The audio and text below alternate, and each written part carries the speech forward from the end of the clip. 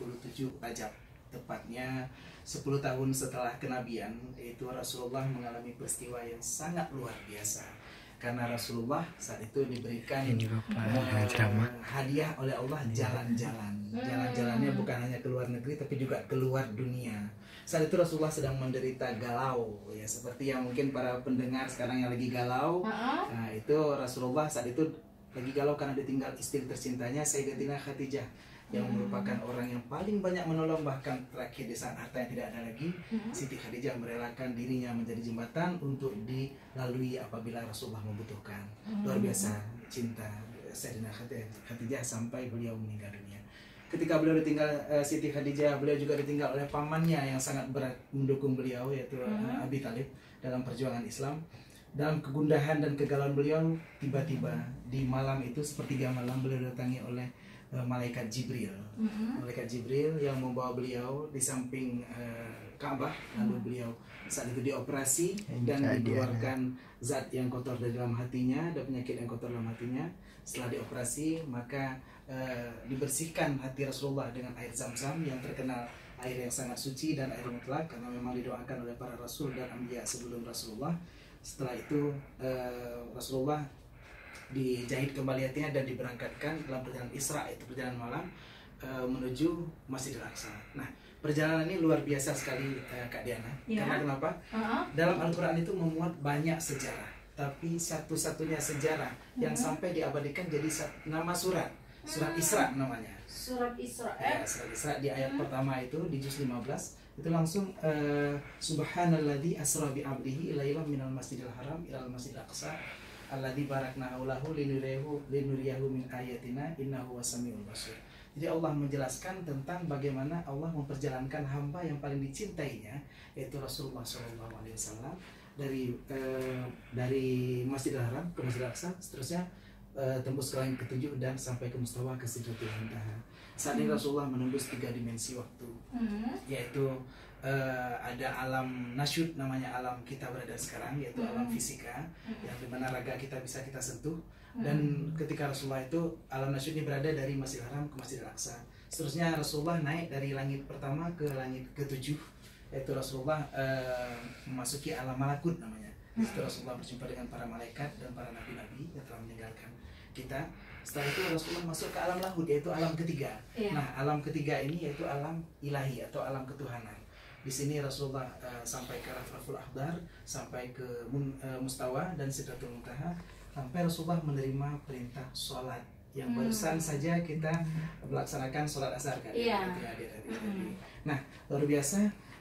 Dalam perjalanan Rasulullah ini banyak kejadian-kejadian yang bisa kita petik saripati, intisari, juga hikmahnya serta esensi, terutama bagi para kita pemuda, khususnya Los Maya ataupun yang dimanapun kita bisa mendengar acara ini dipancarkan di 95,2 FM RRI Pro 2 Suara Kreativitas.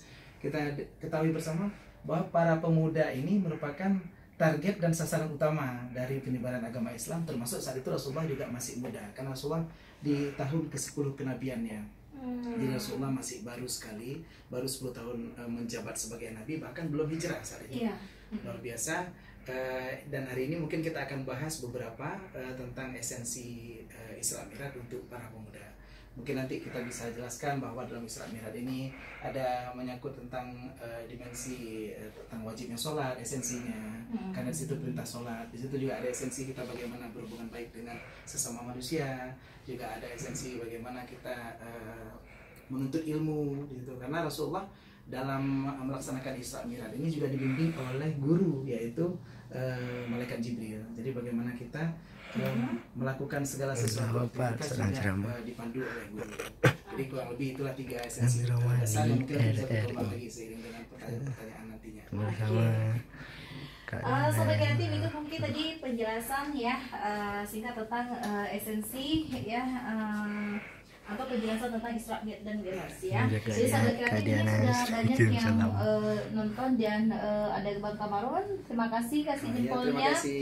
Ada Mauliza Mukhtar juga, Andika Saputra, Joko. Iya. Ada Tata Rosi 2, ada Teguh Ilham Aceh. Kalau Teguh Ilham Aceh dia lebih ke ini ya Ustadz ya. Iya. Katanya dia Tengku Mizwar Gunawan salam dari Lun, dari Perak Timur Iya, katanya. kenal sepertinya. Oh, Kembali kenal, di ya? Facebook ya.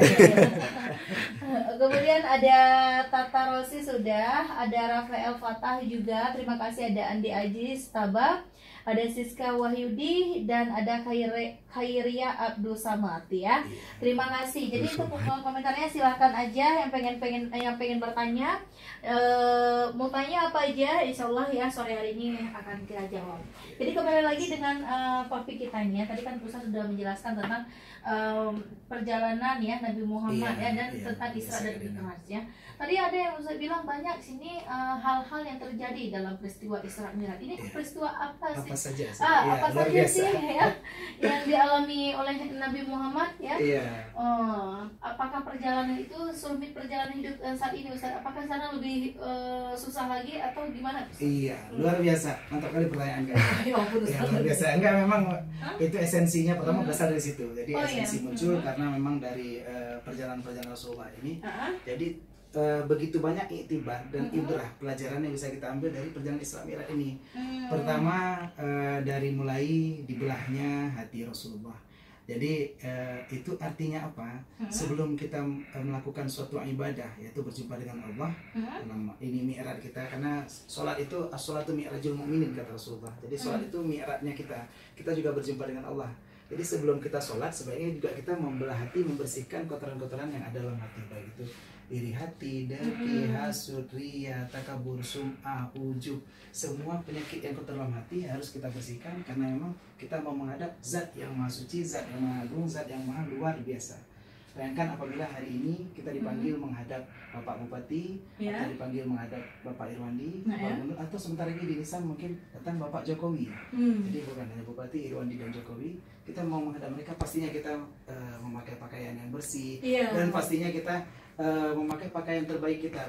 Khusus zinatakum inda kulli masjid katanya. Jadi pakaianlah pakaian terbaik kita ketika kita menghadap ke masjid ataupun kita mau sholat di rumah bagi yang wanita, maka hendaknya kita memakai pakaian baik dan bersihkan hati kita. Jangan sampai saat kita mau melaksanakan ibadah dalam hati kita masih punya pikiran, aduh di mana saya tahu orang tadi ataupun masih mikir, aduh ini kayak mana ya, kita masih punya pikiran-pikiran dalam hati kita. Bersihkan itu dulu sebelum kita berjumpa dengan Allah. Jadi karena memang supaya kita lebih khusyuk, lebih tawadhu, lebih tadarru dan juga lebih perfeksionis dalam menghadap Allah sang pencipta kita. Itu pelajaran pertama, esensi pertama. Karena memang sholat ini nantinya kalau kita lihat di Luxmawe mungkin kita sudah coba pacu, kebetulan kita dari Tastafi dan juga saya kebetulan kita kunjung GPS Gerakan Pemuda Subuh. Kita ada buat gerakan untuk mengajak orang supaya mau semua sholat berjamaah, terutama minimal subuh. Jadi kalau subuhnya sudah jamaah, itu pasti yang lain tetap sholat jamaah. Setiap Jumat subuh kita ada program SJB subuh Jumat berjamaah di Islamic Center. Habis itu setiap Sabtu pagi, Sabtu subuh kita ada GPS namanya Gerakan Pemuda Subuh, yang satu ini berada di Masjid Batu Pahat.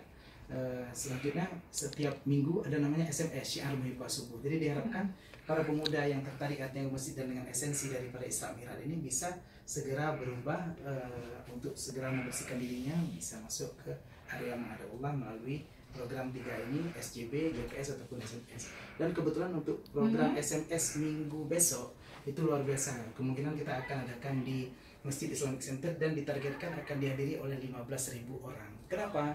Karena akan datang Pangdam Iskandar Muda. Jadi akan dihadiri oleh seluruh TNI dari hampir seluruh Aceh mungkin hadir di Sumatera. Mudah-mudahan kita bisa ambil bagian di situ.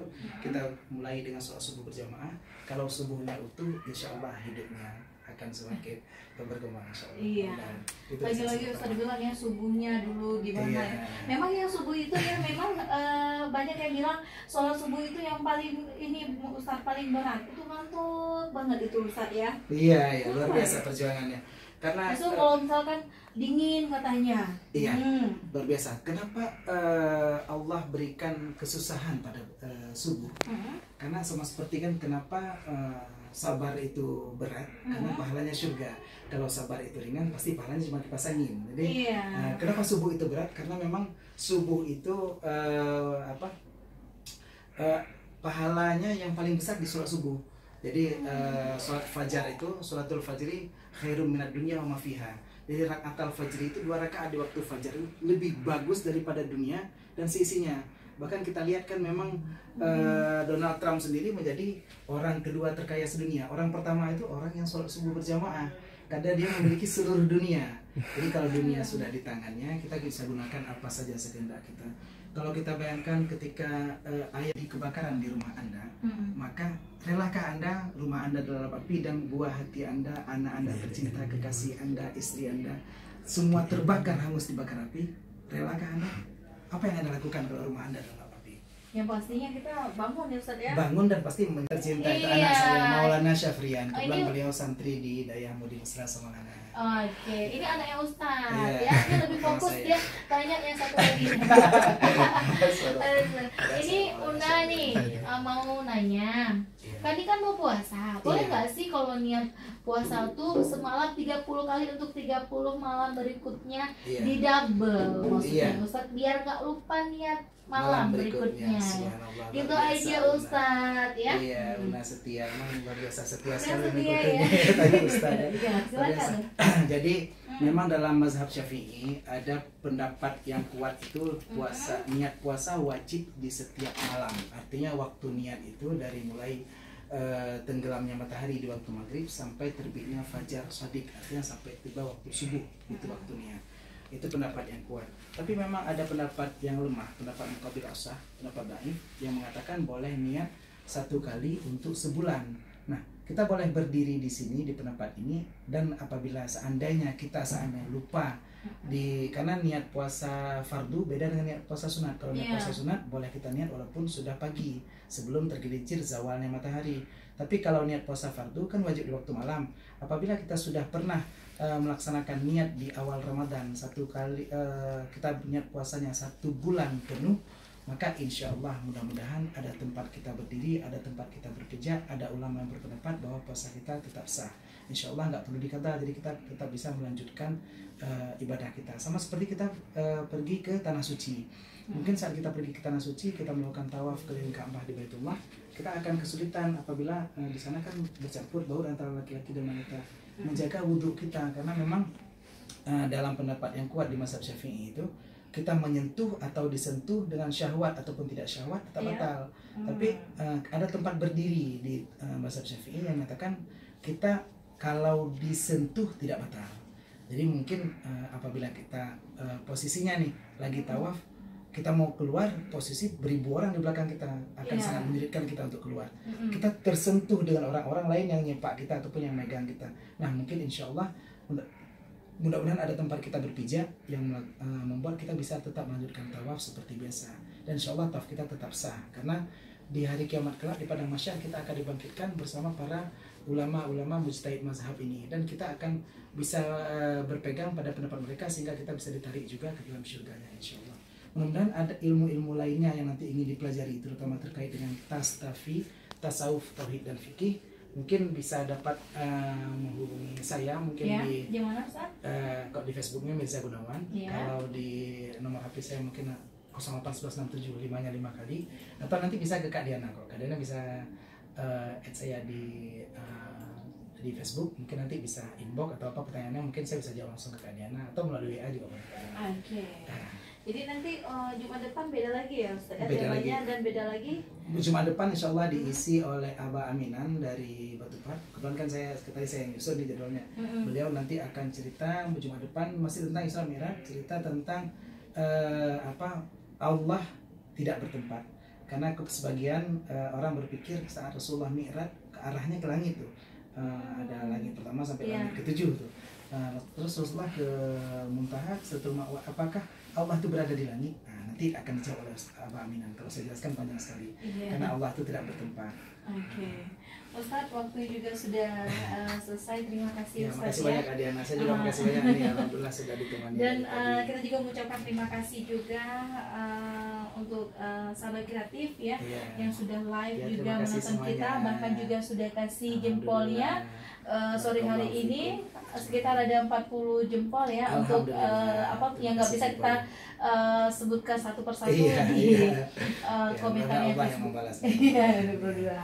Nah, terima kasih Pak Ustadz ya untuk hari ini. Ya, saya juga terima kasih untuk seluruh ini yang di RRI semuanya, yang mungkin nggak sempat saya sebutkan, termasuk juga suami ini, kan alhamdulillah mudah-mudahan masih setia menemani juga acara kita Tanya Ustadz, dan kita sudah alhamdulillah ini sudah berapa bulan di sini, alhamdulillah. Terima kasih kepada RRI yang mengizinkan kita Tastafil Usman untuk selalu mengudara. Mudah-mudahan alhamdulillah kita tadi kebetulan saya kena khutbah di Masjid Bujang Salim, Dewantara. Saya tadi sudah ditawarkan juga untuk membuka program pengajian yang sama di Radio Bujang Salim. Mudah-mudahan, terima kasih RRI sudah menjadi inspirasi untuk kita semua. Kita tunggu nanti di Adim aja mungkin ada lagi. Tadi sudah ada yang lihat juga. Iya, terima kasih. Oke, ya udah Ustadz, kita tutup acara dialog ini Ustadz ini dengan mengucapkan alhamdulillah, dan kita tutup dengan mengucapkan assalamualaikum warahmatullahi wabarakatuh. Waalaikumsalam.